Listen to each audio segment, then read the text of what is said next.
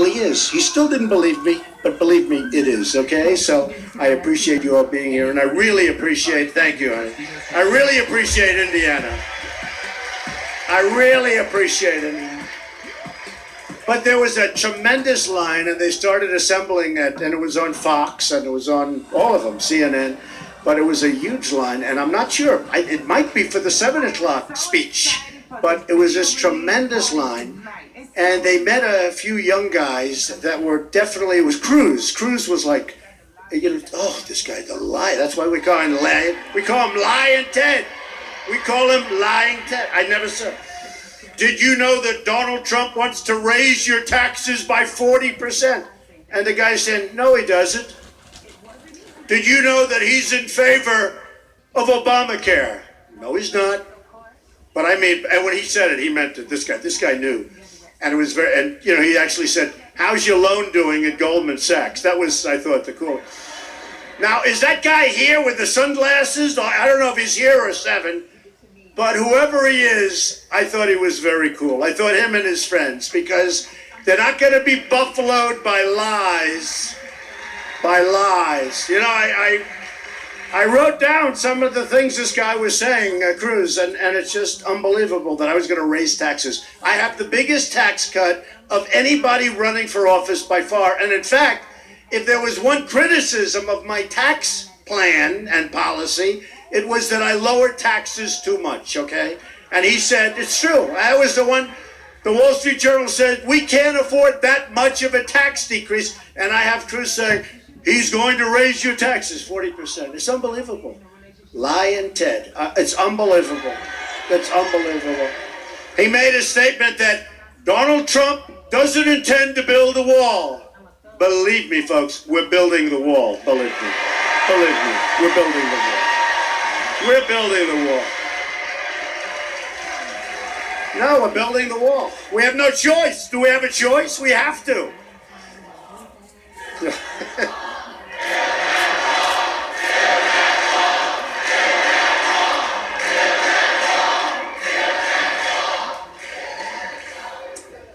The loyalty to all of us. You know, I'm sort of just, I consider myself a messenger. I'm a good messenger.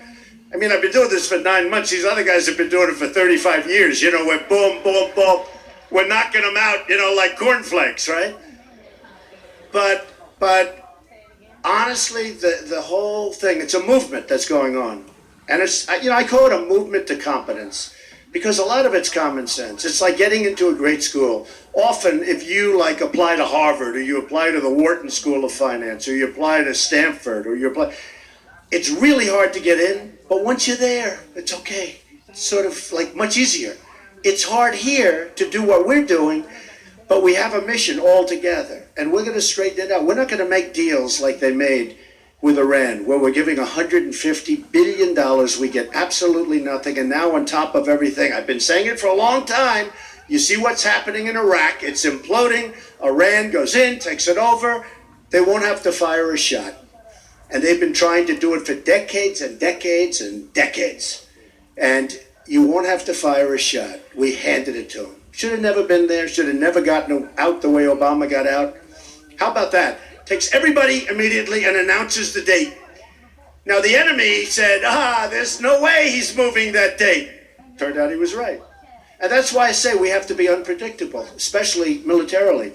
You know, they'll ask me sometimes, yeah. We've got to be unpredictable. We are so totally predictable, and it's so embarrassing. No matter what happens, I mean, it's so embarrassing. And what we're going to do is we're going to go out and we're going to make our country so great again. And we're not going to be embarrassed anymore by what happens. We're not going to be embarrassed that our 10 sailors get captured, get treated like hostages, like prisoners. And the only reason they gave them back, now with me, they would have given them back. Okay, with me, they would have not taken them. Believe me, they would not have taken them.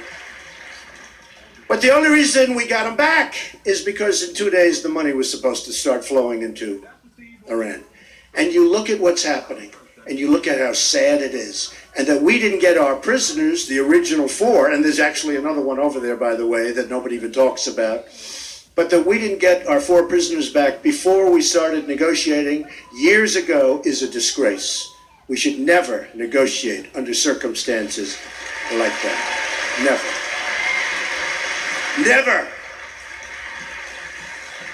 So I marked down some of the things. You know, we have 2 people left.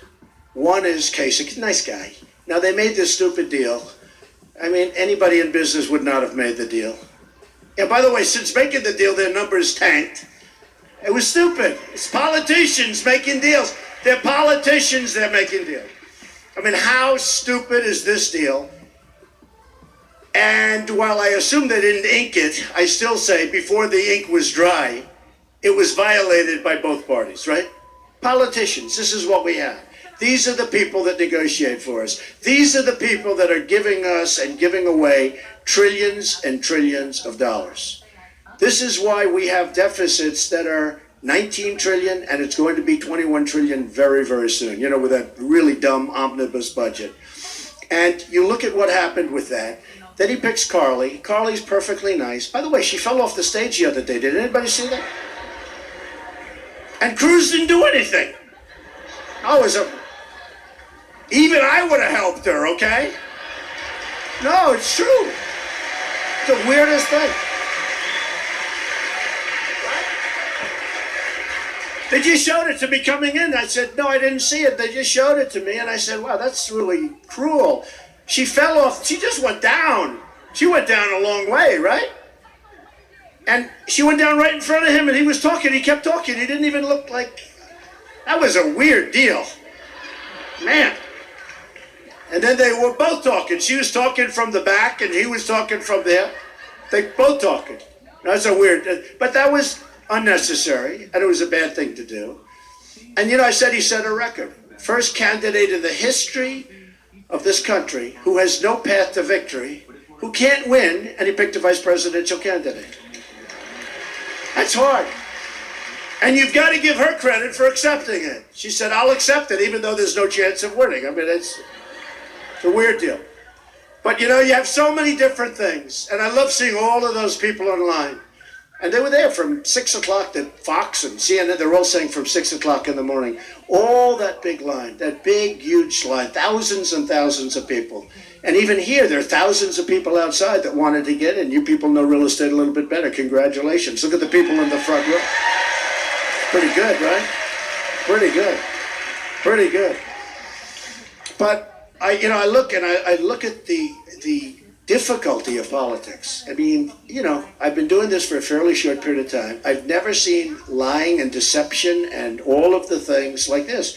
I've been in business, and they're no angels. And frankly, they're much tougher people. Business is tougher. But, and again, they're not the greatest. You got good ones, you got bad ones, like everything else. But I've never seen lying and deception like you see in politics. It's terrible. It's terrible. It's really terrible. Where somebody will go out and hear me and watch good ovations and then say the exact opposite. No, there's Trump is going to do this, or Trump will never build the wall, or Trump loves Obamacare. I mean, I always say, how many people have heard this? We will repeal and replace Obamacare. Then I'm listening to, right? We will repeal and replace it. Right? And then I'm hearing Cruz today. Donald Trump loves Obamacare. He will keep it. He will this. It's so. And I want to take that television and I want to smack it, but I can't. Oh, and then I heard another good one. I picked Carly Fiorina as our vice president. Donald Trump, on the other hand, will campaign with Mike Tyson. That's true. Now, I don't know anything, but Mike was nice enough. I don't know. I heard on the internet he endorsed me. He said, I endorse Donald Trump. I will say, when you have guys like this, the coach and Fred and all of the people, and Bobby Knight, such an incredible guy. What an incredible guy. What an incredible guy. And so many people. I mean, I'm really proud when you think 16,500 Border Patrol agents, first time they've ever endorsed a presidential candidate, they endorsed him. And Sheriff Joe, I mean, it's amazing. It's amazing. So many of the pastors and the ministers have endorsed us. It's been just an incredible experience. For me, it's been an incredible experience. And great people. I mean, just great people. And I just want to say that, having done this now and having been for a long time and having so many friends in Indiana, and Bobby sort of said it better than anybody could say it. He said, Trump's going to be a great president. See, I can't say that about myself. Well, they'll say it because that's what we want to hear. I mean, I'm going to bring it back. And we're going to bring it back. But he said, Trump's going to be a great president. And honestly, if we win Indiana, it's over. It's over.